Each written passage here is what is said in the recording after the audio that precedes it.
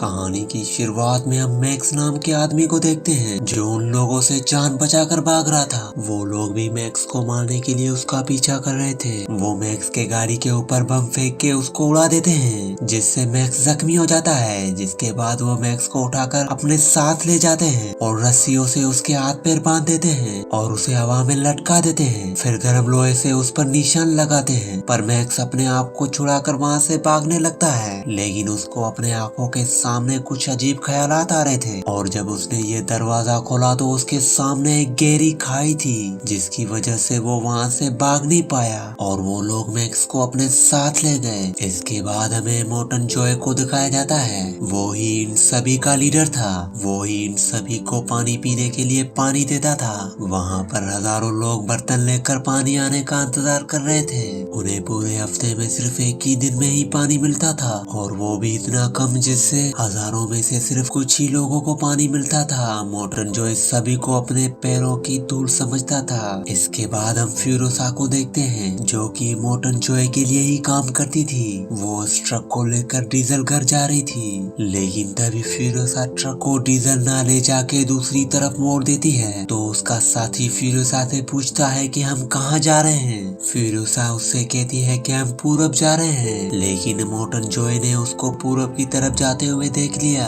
वो जल्दी से भाग कर आता है और दरवाजे को खोलता है। उसने वहाँ पर अपने बंदियों को कैद कर रखा था पर फिरोसा उनको भी अपने साथ ले गई थी क्योंकि वो औरतें अपने बच्चों को उस दरिंदे से बचाना चाहती थी और वो अपने बंदियों को ढूंढने जाने वाला था। मोर्टन जॉय ने अपने काफी सिपाही भी बना कर रखे थे जिसे वो जंगबाज कहकर बुलाता था। उनमें से एक जंगबाज उसके आदमी का स्टिंग पकड़ लेता है क्योंकि वो स्टिंग उसके गाड़ी की थी। उसकी गाड़ी को सिर्फ वही चला सकता था लेकिन वो भी बीमार था और उसको और भी ज्यादा खुद की जरूरत थी पर उसको जंग में शहीद होकर जन्नत में जाना था। इसीलिए वो मैक्स को गाड़ी के आगे बांधकर जंग के लिए निकल जाता है क्योंकि मैक्स का खून अभी भी बॉडी में जा रहा था। उनके पास बहुत ही तरह के अजीब हथियार और गाड़ियां थी पर फिरोसा दुश्मनों के एरिया में पहुंच गई थी। वो फिरोसा की गाड़ी को देखते ही उन पर हमला कर देते हैं लेकिन फिरोसा के साथियों ने उन सभी को खत्म कर दिया था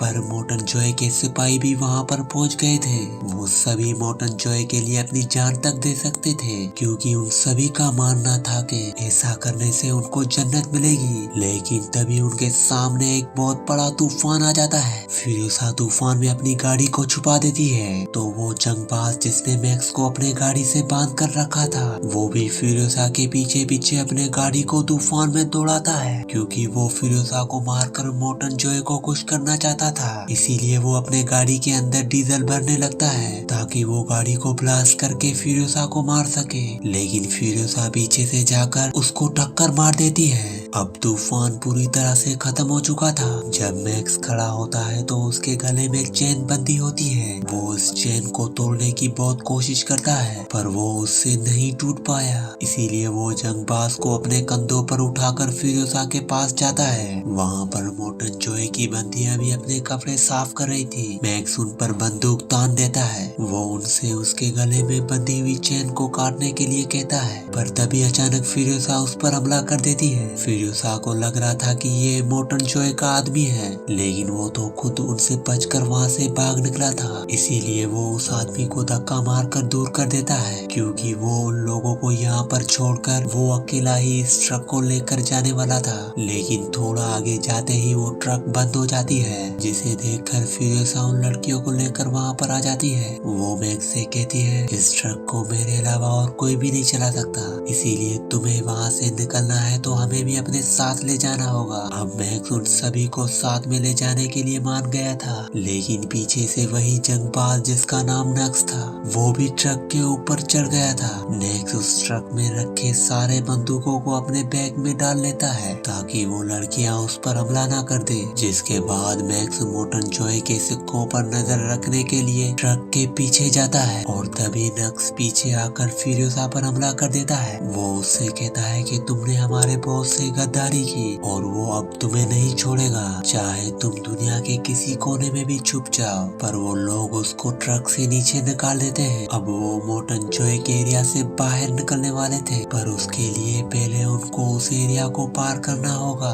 ये एरिया बाहर लुटेरों का था, पर फिरोजा ने पहले उनसे डीजल के बदले यहाँ से निकलने की डील कर ली थी। पर वहाँ पर एक मोटन जोए के सिपाही उनको ढूंढते ढूंढते आ जाते हैं, जिसे देखकर फिरोजा वहाँ से भागती है। और उससे पहले कि वो फिरोजा तक पहुँचे, वो वहाँ की पुल को नीचे गिराकर रास्ता बंद कर देती है। लेकिन फिरोजा उन लुटेरों को डीजल दिए बिना ही वहाँ से भाग रही थी, इसीलिए वो बम गिराकर उसकी ट्रक में आग लगा देते हैं। और अब वो लोग गहरी खाई की तरफ जाने वाले थे, इसीलिए उनमें से एक लड़की मोटन जोए पर नजर रखने के लिए ट्रक के पीछे जाती है। लेकिन वहाँ पर नक्स लटका हुआ था, जिसको उन्होंने ट्रक से नीचे फेंक दिया था। वो लड़की से कहता है कि मुझे जन्नत जाने के 3 मौके मिले, पर मैं एक बार भी नहीं जा पाया, मेरा नसीब ही खराब है। ये सुनकर वो लड़की उसके सामने लेट जाती है। अंदर बैठी लड़की मैक्स को बताती है कि हमारे पास सिर्फ 2 बंदूकें बची है, जिसमें से बड़ी वाली की सिर्फ 4 गोलियां हैं और छोटी वाली की 20। चलते चलते उन्हें रात हो जाती है। वहाँ पर अचानक उनका ट्रक कीचड़ में फंस जाता है। मोटन जोए के सिपाही भी उनका पीछा करते करते वहाँ पर आ जाते हैं, तो इसीलिए वो लोग रास्ते में लैंड मिल लगाकर वहाँ से निकल जाते हैं। लैंड मिल से टकराते ही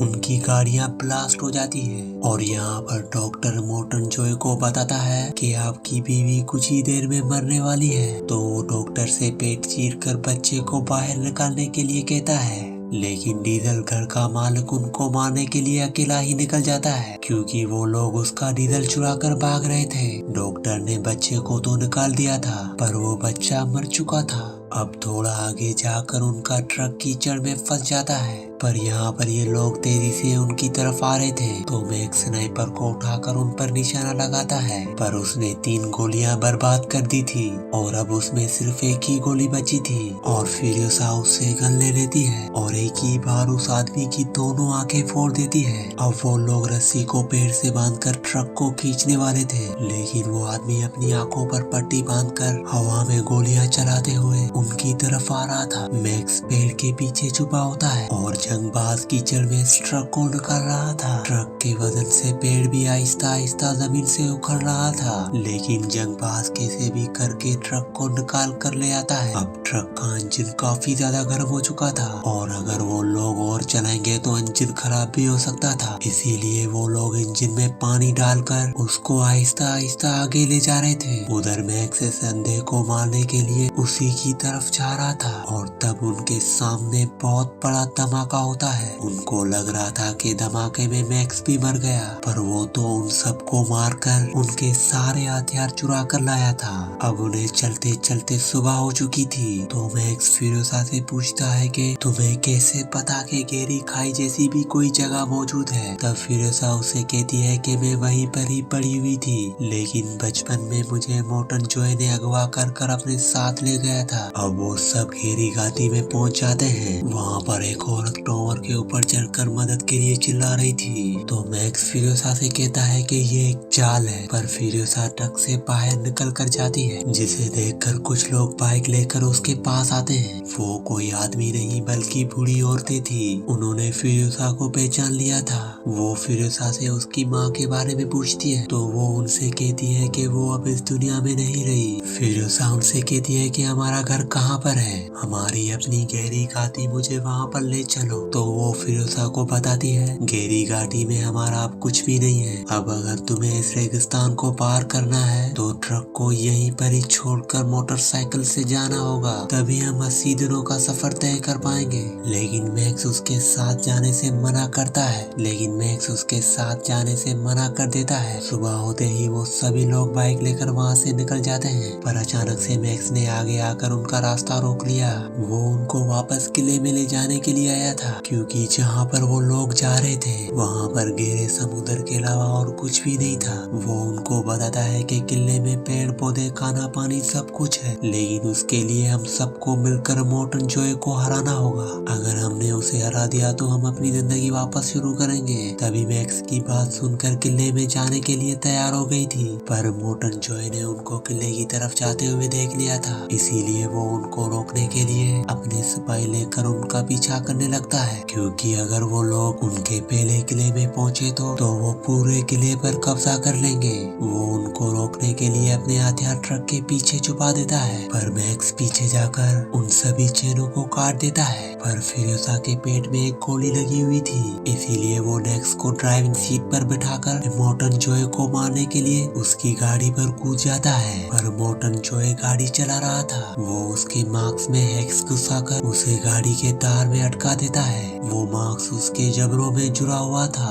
उसके निकलने से ही इमोर्टल जॉय की मौत हो जाती है, पर गोली लगने की वजह से फ्यूरियोसा को भी काफी सारा खून निकल चुका होता है, इसीलिए मैक्स अपना खून फ्यूरियोसा के बॉडी में डालने लगता है। अब वो लोग किले पर पहुंच चुके थे। उन्हें इमोर्टल जॉय के साथ साथ सभी जंगबाजों को खत्म कर दिया था। और जब यहाँ के लोग, जिन्हें इमोर्टल जॉय सही तरह से पानी तक भी पीने नहीं देता था, उन्होंने जब उसकी डेथ बॉडी को देखा, तभी उसके बॉडी के अलग अलग हिस्से लेकर खुशी से झूमने लगते हैं। अब उनका कोई भी राजा नहीं था, अब वो सब आजाद थे और अब किसी को खाना और पानी के लिए तड़पना भी नहीं पड़ेगा। और इसके बाद इस कहानी का एंड हो जाता है। अगर ये कहानी आप दोस्तों को अच्छी लगी हो तो प्लीज मेरे चैनल को सब्सक्राइब और वीडियो को लाइक जरूर कर देना। तो मिलते हैं किसी नई वीडियो पे।